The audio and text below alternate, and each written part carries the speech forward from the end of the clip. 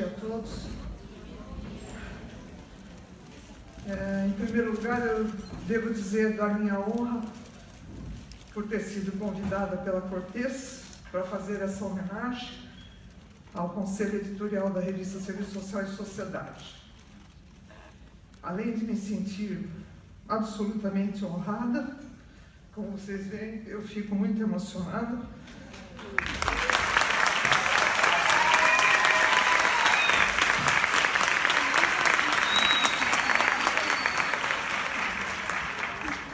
E muitos motivos para essa emoção, que é melhor não falar. Mas um deles é que esse primeiro número da revista, como já foi dito aqui, foi lançado, o meu é a primeira mesmo, essa capinha aqui. Foi lançado em 1979, ano em que eu ingressei na Faculdade de Serviço Social da PUC de São Paulo. Inclusive, tendo como minha primeira professora, Raquel Raicheles.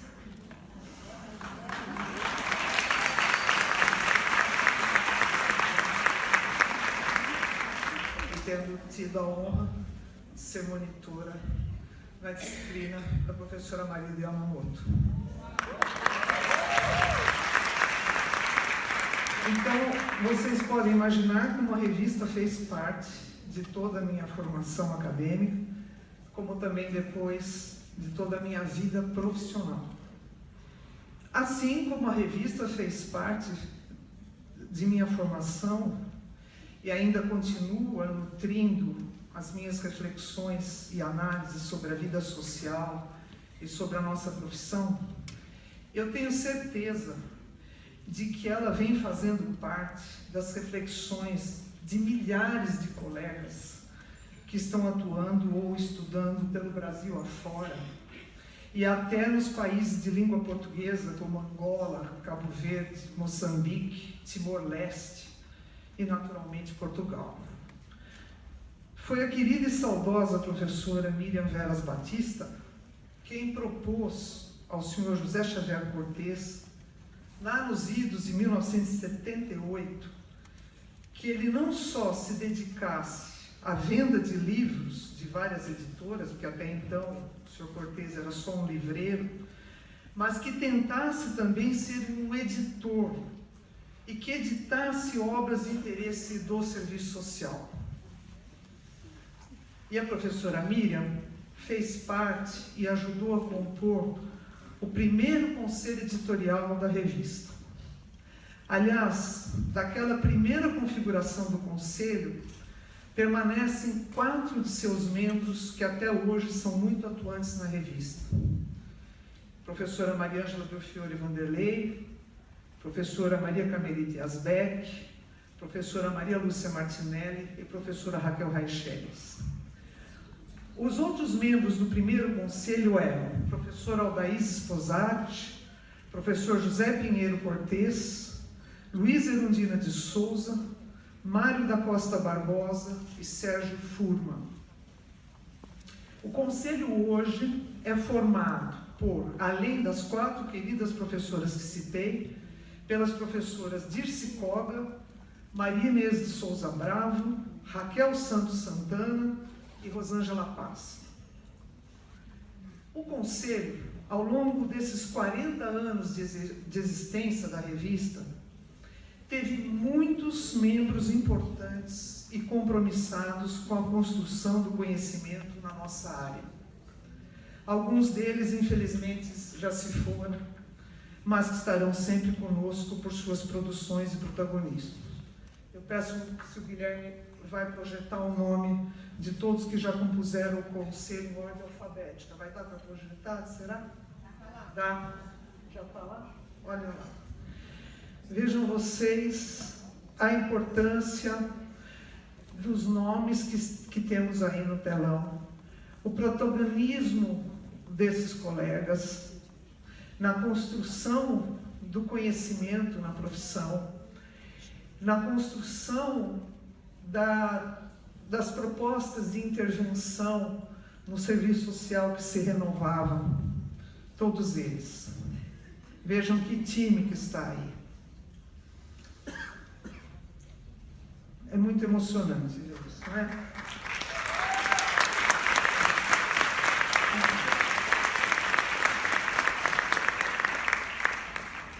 O trabalho do conselho da revista, ele, somente nesse momento onde estamos tão preocupados com uma conjuntura de tantos desmontes, e às vezes quando a gente ouve análises tão realistas e que dá vontade de cortar os pulsos, de saber o que vamos fazer, esse trabalho aqui é uma das provas que os assistentes sociais se organizam, resistem e avançam e propõem mudanças.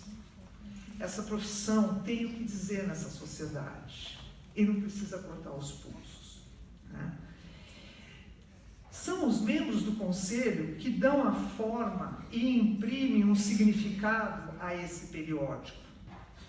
Pois uma revista, um periódico científico ou acadêmico, não é simplesmente um conjunto de textos. Ele é o resultado de um importante trabalho de seleção e de escolha do fio condutor de cada número. Quando o conselho recebe o conjunto de originais que a secretaria editorial da editora preparou, que chegaram na editora, os membros do conselho vêm-se diante de um número enorme de textos, são pacotes assim, que versam sobre os mais diferentes temas e de autores conhecidos ou desconhecidos. Aliás, não sei se todos têm essa informação, o conselho escolhe os textos sem saber a autoria dos mesmos, só pela sua qualidade, para o debate daquele momento, pela seriedade, pela coerência do texto. Então, como eu dizia, é o conselho que, ao analisar todos os textos que chegaram à editora, percebe ou apreende uma certa tendência nas temáticas abordadas, ou melhor, uma certa concentração temática naquele lote, que permite organizar aquele número da revista. Como todos podem perceber, então, a responsabilidade do conselho é enorme, pois ao dar voz a determinados textos, a revista também está formando opinião no seio da profissão e dos estudos e pesquisas acadêmicas daquele determinado momento histórico. Ele tem que fazer uma seleção. Em cada revista de 200 páginas só cabem até 9 artigos. E chegam centenas todo mês.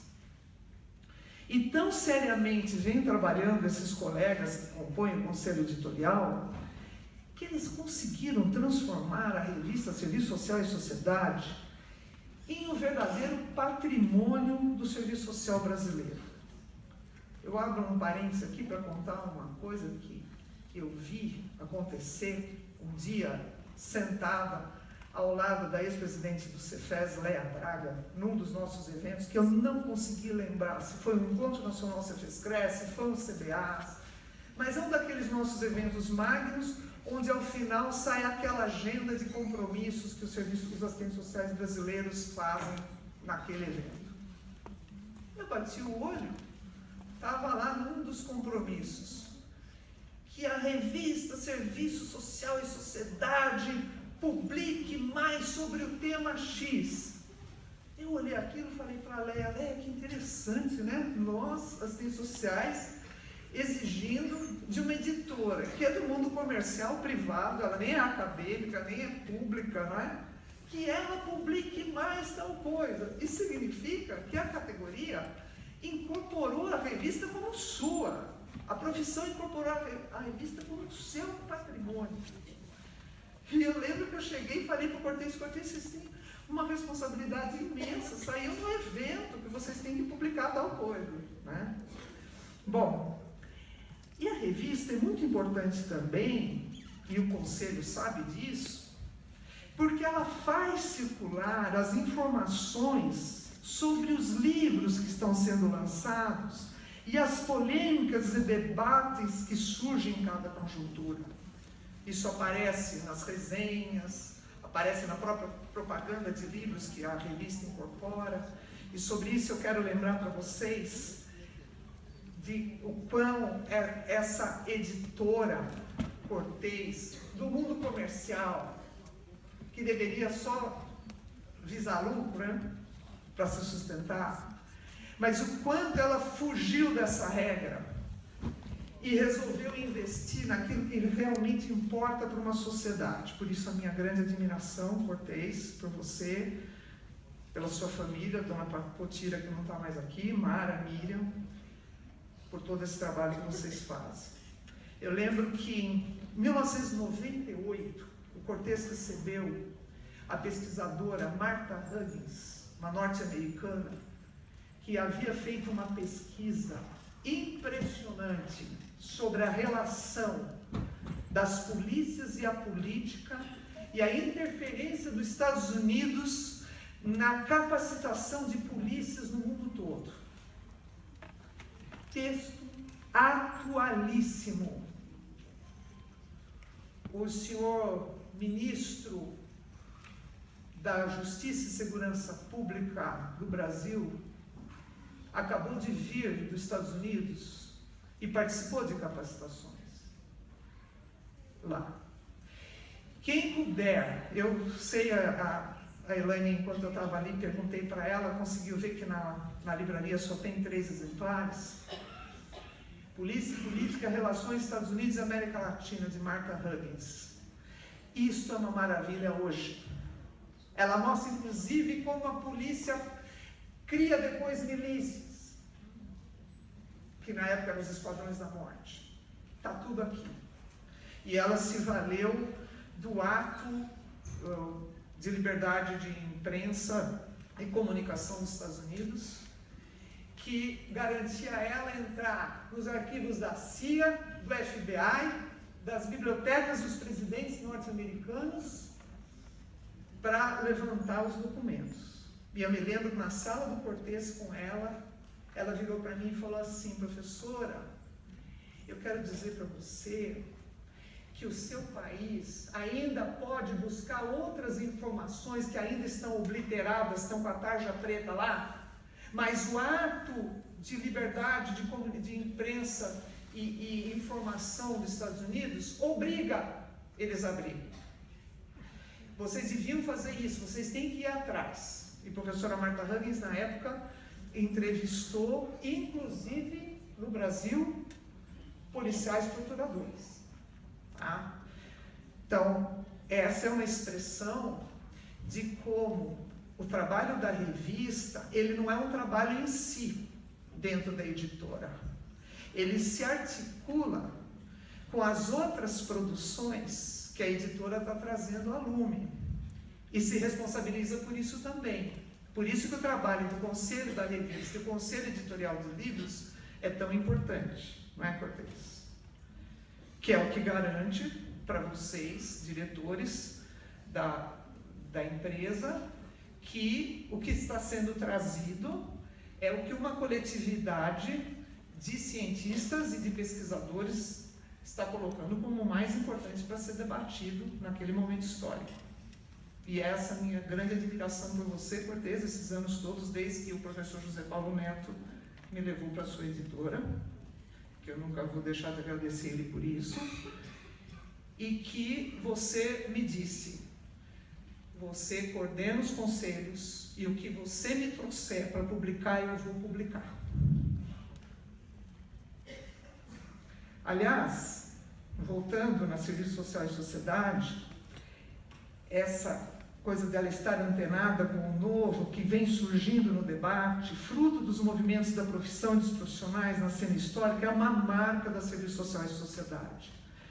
Sobre isso, observem que foi no número 2 da revista, que foi lançado em março de 1980, que apareceu pela primeira vez o célebre e importante texto de Raul de Carvalho, Modernos Agentes da Justiça e da Caridade, Notas sobre a Origem do Serviço Social no Brasil.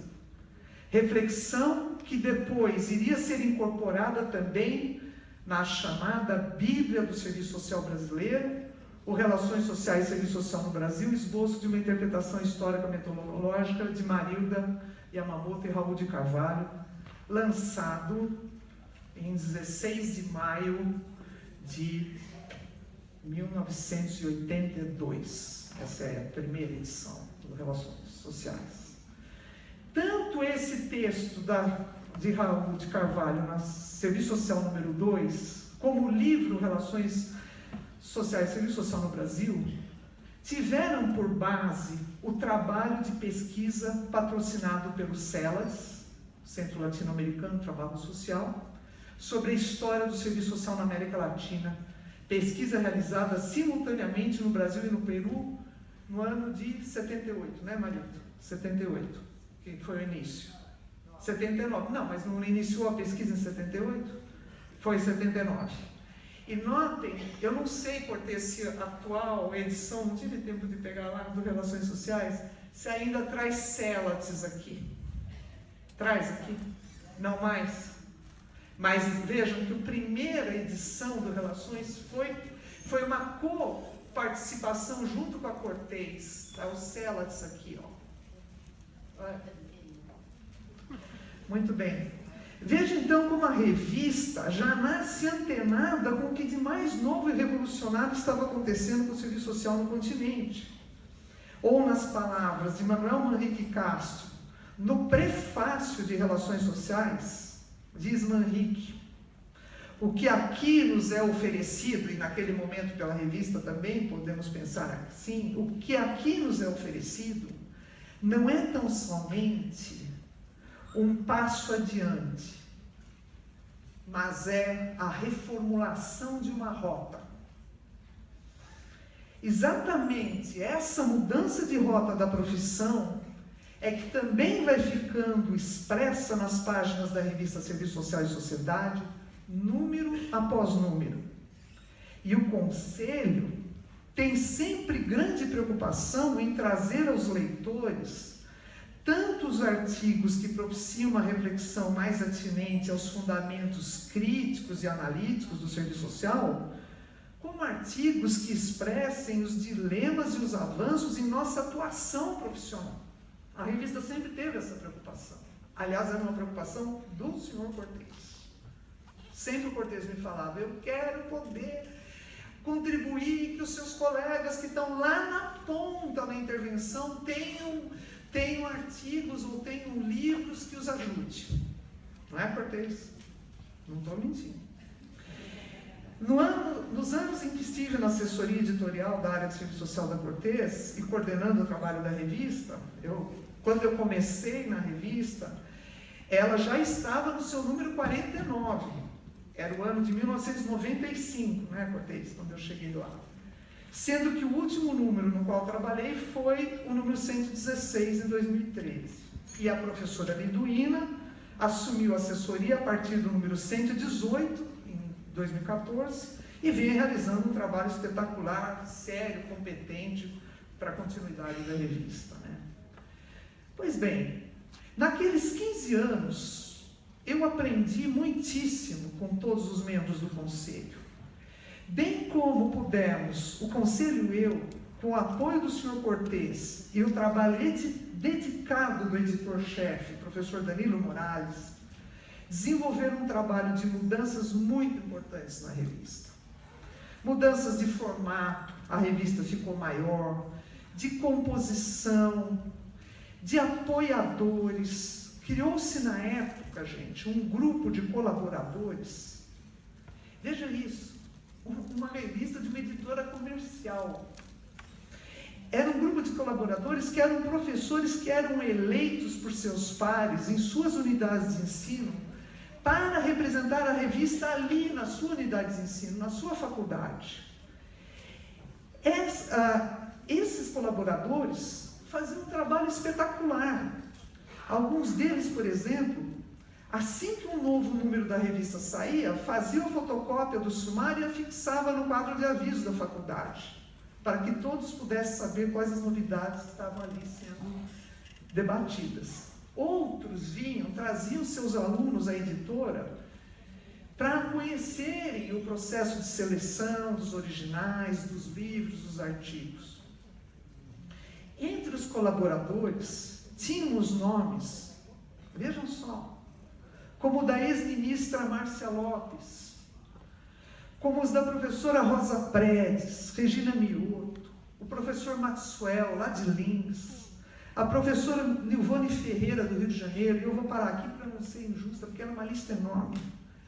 Assim como tínhamos, Rita, colaboradores internacionais também, de toda a América Latina. Tínhamos na Colômbia, como chamava a Cortez, a professora da Colômbia? Eu estou ficando velha, a Cortez eu não consigo lembrar. Mas ela vinha todo ano na Cortez, você se lembra? E levava tudo que era novidade para os alunos dela. Ela tinha 600 alunos na universidade. Mas tudo por causa da revista, porque a revista fazia circular. E os professores se engajavam nisso. Lorena Molina foi colaboradora da revista internacional. Assim como Margarida Rosas, né, na Argentina, enfim. Mas a mudança mais importante ocorreu quando o Conselho e eu sugerimos a Cortez que a revista buscasse ser indexada em alguma base de dados para que ganhasse mais qualidade e que os autores pudessem ter seus artigos reconhecidos como produção acadêmica e automaticamente mais legitimidade perante os leitores e assinantes. Foi assim que, a partir do número 73, gente, em 2003, os artigos passaram a apresentar resumo e palavra-chave com o objetivo de viabilizar a indexação da revista em catálogos internacionais, como informava a nota da redação naquele número. E o processo oficial no Cielo iniciou-se em março de 2008. Vão-se 10 anos, gente, 11 anos. E em setembro daquele ano estava concluído e a revista ganhou o parecer favorável, dizendo que existiam as condições à indexação, desde que fossem cumpridas uma longa lista de exigências, uma longuíssima lista de exigências. Depois de cumpridas todas essas exigências, é que a revista foi indexada no Cielo. E a partir do número 101, então, a revista já aparece indexada, após grande trabalho, principalmente da secretária editorial Priscila Flório Augusto, e do conselho editorial, para adequar a revista àquelas normas internacionais dessa base de dados. E, gente, a partir dessa readequação, que teve que ser também, Mara que me mata, financeira, pois a revista ficaria, a partir dali, disponível gratuitamente para quem quisesse acessar seus artigos pela internet. E aí, a revista ganhou o mundo. Hoje, se houver alguém na Malásia, no Sudeste Asiático, lá no Timor-Leste, em qualquer parte do planeta, no interior do Brasil, qualquer lugar que tenha internet, que queira ler um artigo da revista, é só acessá-la pelo site do Cielo. Naturalmente, essa foi uma escolha crucial para a editora, pois na revista impressa, e antes dessa indexação e disponibilização na internet, a Cortez chegou a ter, Cortez, a revista ter quase 5 mil assinantes, o que lhe garantia uma receita importante no conjunto de suas vendas. Faço até um outro parênteses aqui, Cortez, para lembrar um dia que você recebeu aquele senhor, não vou falar o nome, que era professor e editor da revista da Fundação Getúlio Vargas. Você recebeu ele na sua sala e me chamou lá. Aí o professor virou para nós e falou assim, porque nós temos muitos assinantes, quantos assinantes a senhora tem? Eu virei para ele e falei, a revista está com quase 5 mil. Ele deu um pulo, falou, como quase 5 mil uma revista acadêmica? Uma revista acadêmica não passa de 900 assinantes. Aí eu falei para ele, professor, mas essa revista tem um conselho espetacular, absolutamente compromissado, porque a maioria dos conselhos das revistas a gente é pro forma, né? Esse trabalha, né? Compromissado com a nossa profissão, e tem colaboradores que são professores em cada unidade de ensino, falei para ele, que estimulam seus alunos a ler. E também tem agentes informais nos estados de divulgação, que você falava para mim, eu quero ser que nem a Natura e como é que era? A outra que chega lá na casa, a Avon. Eu quero que tenha gente que leve lá. Lembra, Cortez? Aí nós fizemos agentes, né? E por compromisso, aí eu falei para ele, e professor, existe um compromisso político e ético da revista da Cortez com a profissão. O professor fez uma cara de espanto, olhou para mim com aquela incredulidade, assim, como quem diz, essa mulher aí tá. Mas nós todos sabemos que isso é verdade, né, gente? Bem, pessoal, foi esse então, um brevíssimo relato de apenas algumas passagens que ilustram o valor do conselho editorial da revista Serviço Social e Sociedade. Naturalmente, haveria muito mais a falar, mas o tempo precisa ser respeitado para que vocês possam continuar usufruindo desse belíssimo seminário. E como vocês puderam ver, o Conselho merece todas as homenagens que os assistentes sociais brasileiros possam lhe render. Ele vem contribuindo para que nossa profissão tenha cada vez mais colegas competentes, compromissados ética e politicamente com a construção de um outro mundo possível. Muito obrigado.